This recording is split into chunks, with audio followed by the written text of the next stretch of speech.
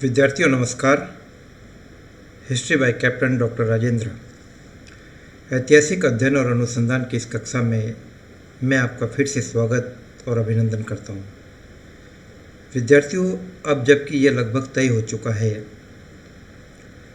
कि स्नातक और स्नातकोत्तर अंतिम वर्ष की परीक्षाएं आयोजित होगी, तो ऐसी स्थिति में मेरी आज की जो कक्षा है वो स्नातकोत्तर इतिहास के अंतिम वर्ष के विद्यार्थियों के लिए है।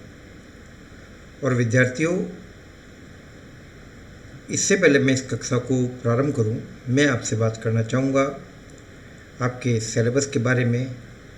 और चूंकि ये कक्षा राज के डूंगर महाविद्यालय बीकानेर के इतिहास के नियमित विद्यार्थियों के लिए है, इसलिए विद्यार्थियों मैं आपको बताना चाहूँगा कि आपके 4 पेपर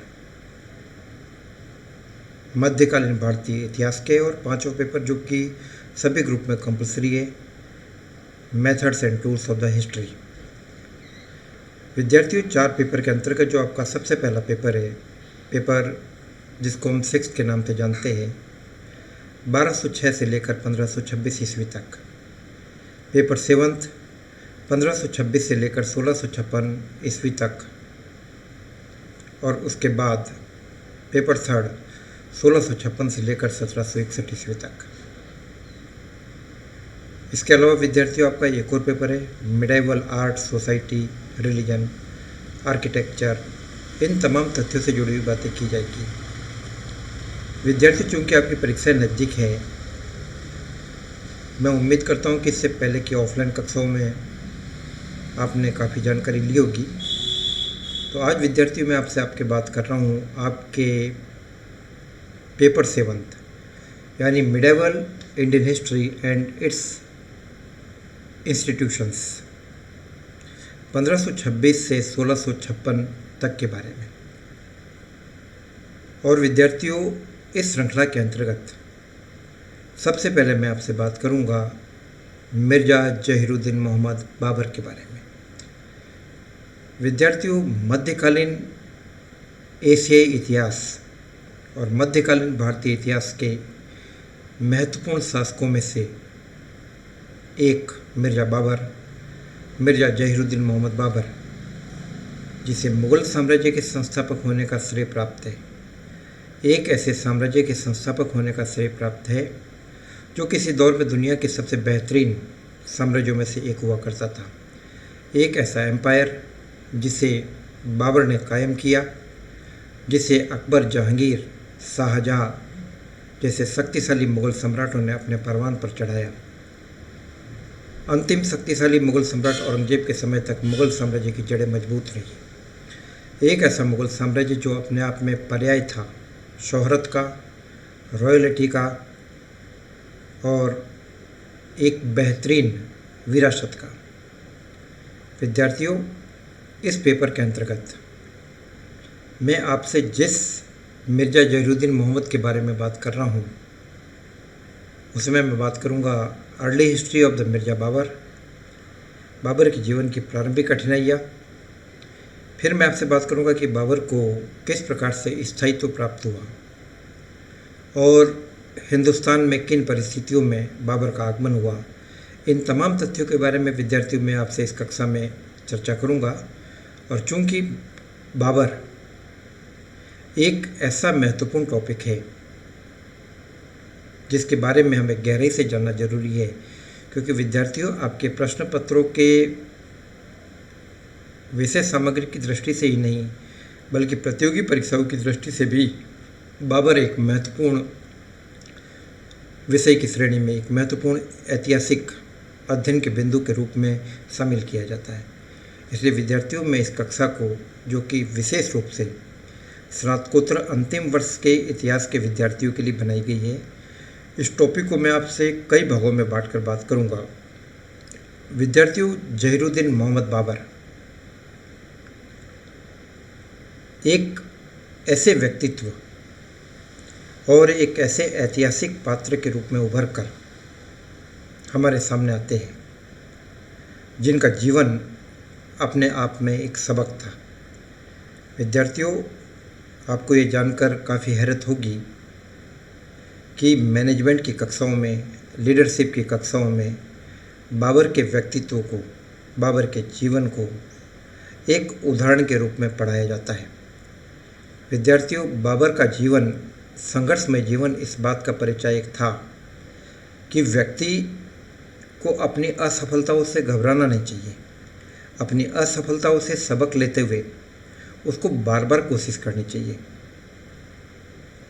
बाबर के व्यक्तित्व को और उसके जीवन से संबंधित पहलुओं को अभी मैं आपसे जब गहराई से बात करूंगा तो आप ये पाएंगे कि बाबर ने अपनी ज़िंदगी में पराजय का मुख ज़्यादा देखा, असफलता का मुख ज़्यादा देखा। उसे अपने जीवन में तकलीफ़ों से गुजरना पड़ा, लेकिन बाबर ने हिम्मत नहीं हारी। वह लगातार कोशिश करता रहा।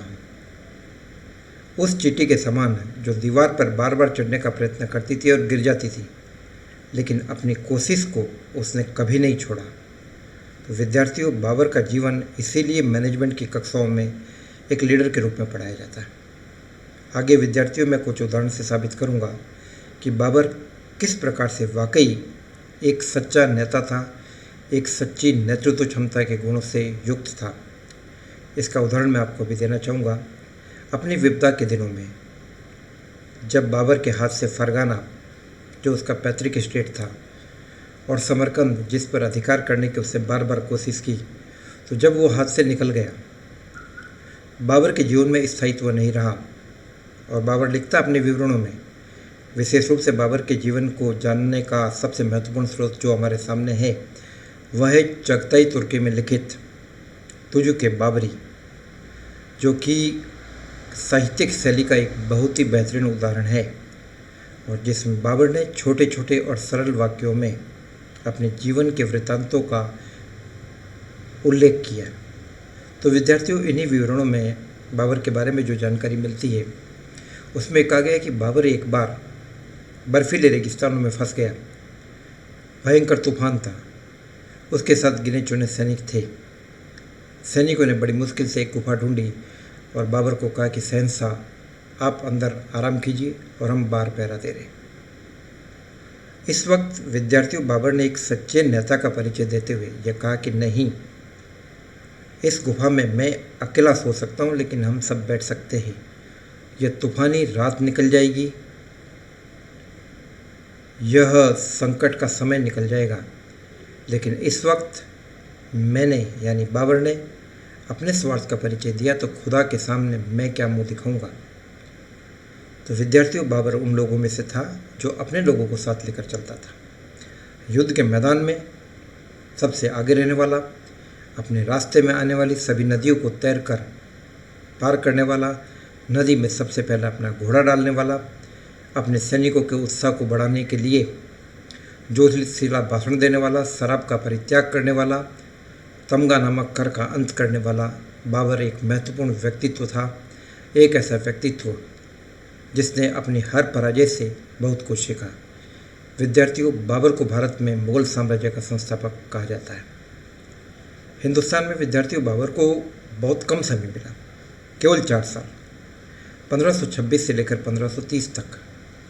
इस दौर में बाबर ने इब्राहिम लोदी, जो कि प्रथम लोदी साम्राज्य का, प्रथम अफगान साम्राज्य का, बहलोल लोदी के नेतृत्व में निर्मित भारत का पहला अफगान साम्राज्य था लोदी राजवंश, जिसका पहला सुल्तान बहलोल लोदी, दूसरा सिकंदर लोदी और तीसरा इब्राहिम लोदी।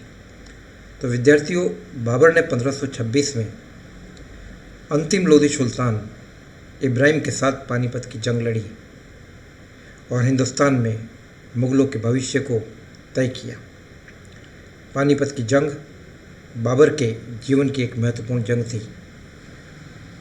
इसके बाद बाबर ने पानीपत से भी महत्वपूर्ण जंग 1527 में राजस्थान के राजपूतों के शक्तिशाली नेता, एक ऐसा शक्तिशाली नेता जिसके नेतृत्व में तमाम राजपूत एक हो चले थे, एक ऐसा शक्तिशाली नेता जिसने कि दिल्ली सुल्तान इब्राहिम लोदी को भी खातौले की लड़ाई में धूल चटा दी, एक ऐसा शक्तिशाली सरदार, एक ऐसा शक्तिशाली शासक, राजपूत शासक, जो दिल्ली को अपने प्रभाव में लेकर उस पर नियंत्रण के ख्वाब पाले हुआ था।